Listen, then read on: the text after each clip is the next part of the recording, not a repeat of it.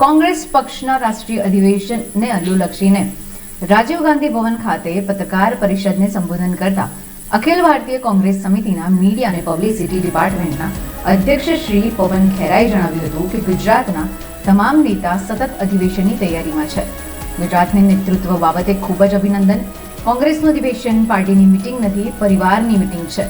કોઈ એક નેતા નિર્ણય લઈ લે અને બધા તેનું પાલન કરે એ પણ શક્ય નથી. કોંગ્રેસમાં ક્યારેય આવું નહીં થાય. અંગ્રેજોનું શાસન હતું ત્યારે કોંગ્રેસ પક્ષના નેતાઓએ જનતાને સાથે રાખીને અંધારું દૂર કર્યું છે. ત્યારે આ ખાસ પ્રસંગે કોંગ્રેસ સમિતિના પ્રમુખ અને સાંસદ શ્રી શક્તિસિંહ ગોહિલે જણાવ્યું હતું કે કોંગ્રેસ પક્ષના રાષ્ટ્રીય અધિવેશનથી કોંગ્રેસ પુનઃસ્થાપન વધુ મજબૂત થશે. શહેર સ્મારકમાં સરદાર પટેલની ઘડિયાળ, ખુરશી, ધોતી, બંડી અને કુર્તી છે. મહાનુભાવોના ઓરાનો પ્રતાપ છે. જ્યાંથી ત્યાં CWC છે. કાર્યક્રમમાં સમગ્ર દેશના પ્રદેશ પ્રમુખ, CWCના સભ્યો, વિધાયક દળના નેતા, CLP નેતા આવશે.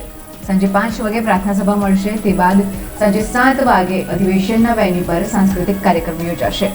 સાંસ્કૃતિક કાર્યક્રમમાં ગુજરાતી પરંપરાને ઉજાગર કરવામાં આવશે. ગુજરાતમાં યોજાનાર ઐતિહાસિક અધિવેશનને અનુલક્ષીને ગુજરાત કોંગ્રેસ દ્વારા કોંગ્રેસ પક્ષના ગુજરાતમાં અગાઉ યોજેલ ઐતિહાસિક અધિવેશનોની અલભ્ય તસવીર સાથેના કેલેન્ડર ગુજરાત પ્રદેશ કોંગ્રેસ સમિતિના પ્રમુખ અને સાંસદ શ્રી શક્તિસિંહ ગોહિલ દ્વારા વિધાનસભા કોંગ્રેસ પક્ષના નેતા શ્રી અમિત ચાવડા દ્વારા અને અખિલ ભારતીય કોંગ્રેસ સમિતિના મીડિયા અને પબ્લિસિટી ડિપાર્ટમેન્ટના અધ્યક્ષ શ્રી પવન ખેરાએ પ્રકાશિત કર્યું હતું.